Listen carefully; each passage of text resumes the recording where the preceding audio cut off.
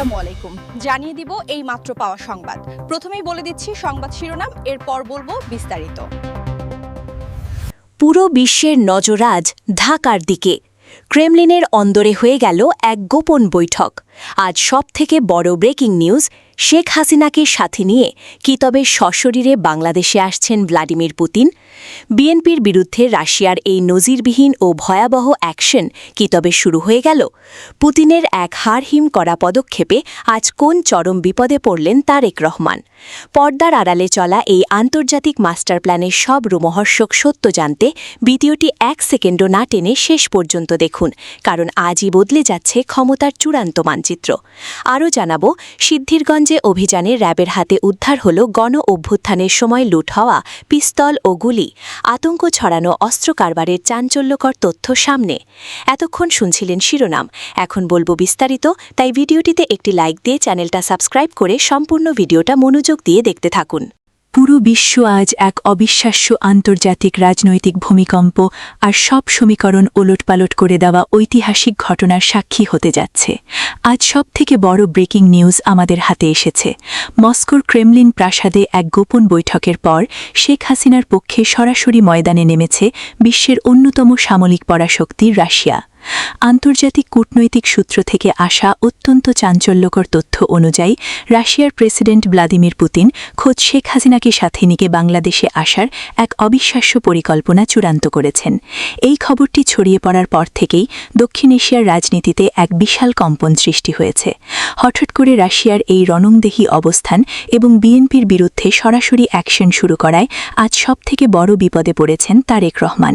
এই রহস্যময় সফরের নেপথ্যে আসলে কোন ভয়ঙ্কর ও রোমহর্ষক সত্য লুকিয়ে আছে, আজ তার সব গোপন তথ্য আপনাদের সামনে সরাসরি উন্মোচন করব। পরিস্থিতির ভয়াবহতা বুঝতে 1 সেকেন্ডও না টেনে পুরো ভিডিওটি শেষ পর্যন্ত দেখুন, কারণ আজকের এই প্রতিবেদন দেশের সার্বভৌমত্ব আর আন্তর্জাতিক ভূরাজনীতি নিয়ে সবথেকে বড় বিস্ফোরণ হতে যাচ্ছে।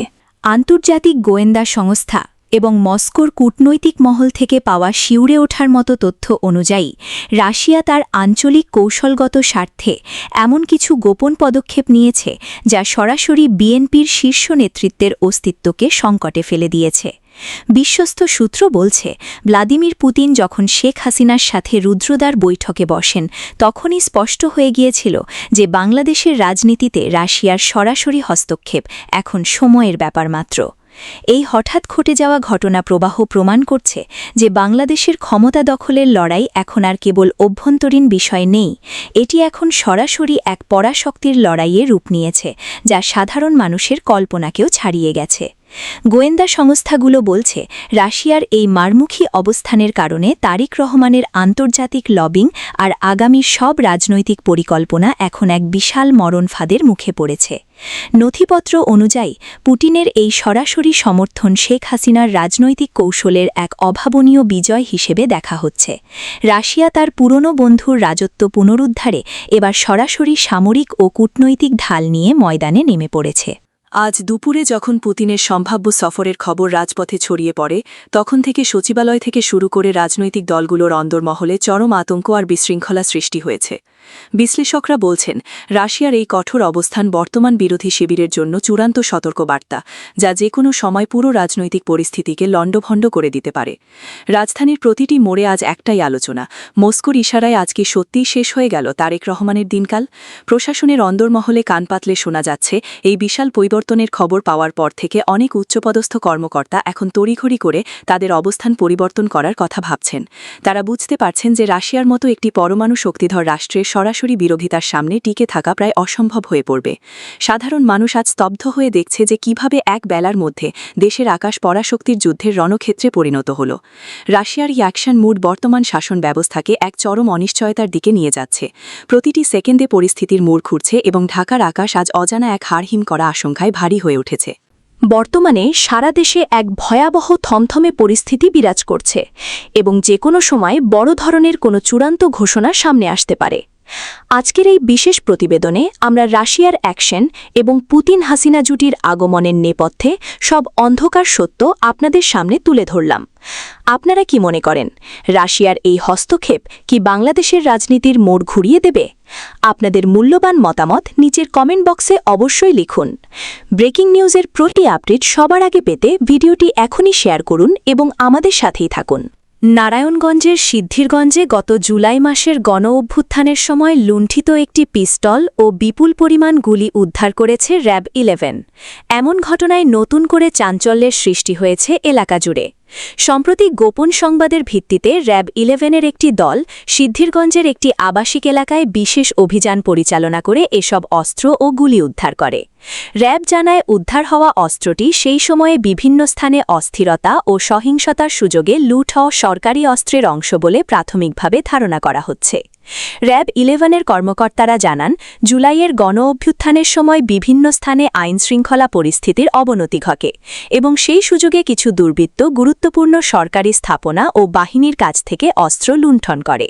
দীর্ঘদিন ধরে এসব অস্ত্র উদ্ধারে গোয়েন্দা নজরদারি চালিয়ে আসছিল র্যাব। এরই ধারাবাহিকতায় তারা সুনির্দিষ্ট তথ্যের ভিত্তিতে সিদ্ধিরগঞ্জের একটি বাসা থেকে একটি পিস্তল এবং উল্লেখযোগ্য সংখ্যক গুলি উদ্ধার করতে সক্ষম হয়। অভিযানের সময় ঘটনাস্থল থেকে একজন সন্দেহভাজন ব্যক্তিকে আটক করা হয়েছে বলে জানানো হয়েছে। প্রাথমিক জিজ্ঞাসাবাদে ওই ব্যক্তি স্বীকার করেছেন যে তিনি লুণ্ঠিত অস্ত্রটি নিজের হেফাজতে রেখেছিলেন এবং তা বিক্রির চেষ্টা করছিলেন। তবে এই ঘটনার সঙ্গে আরও কেউ জড়িত আছে কিনা তা খতিয়ে দেখা হচ্ছে বলে জানিয়েছে র্যাব।